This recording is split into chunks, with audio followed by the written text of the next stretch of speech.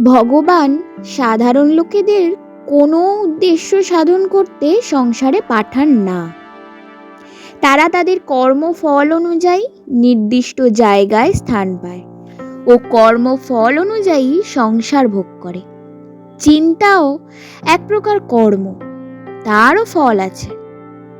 তাই আমাদের কর্ম ও চিন্তাকে যথাসম্ভব সৎ ও শুদ্ধ করতে হবে। সৎ চিন্তা ও সৎ কর্ম দ্বারা কর্মফল ক্ষয় হবে।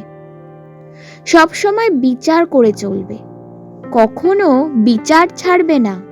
নিজস্ব মতামত ও বুদ্ধি রাখবে, কারো কথা নাচবে না।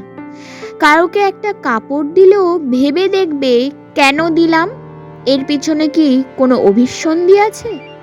যতদূর সম্ভব নিষ্কামভাবে প্রতিদানের আশা না রেখে করবে।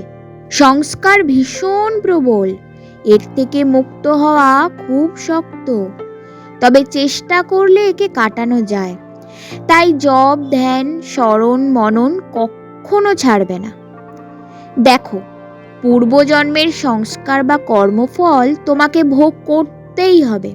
তাই জন্য হিন্দু ধর্মে কর্মের ওপর, মানে সৎ কর্মের ওপর এত জোর দেওয়া হয়েছে। আমাদের যোগী ঋষিরা বারবার কেবল সৎ কর্ম করতে বলেছেন। জানো তো, মৃত্যুর পর তোমার কর্মের পুঁটলিটি তোমার সঙ্গে যাবে। আর জানবে, মরার আগে সারা জীবনে যা কর্ম করেছো সব সিনেমার মতো তোমার চোখের ওপরে ভেসে উঠবে।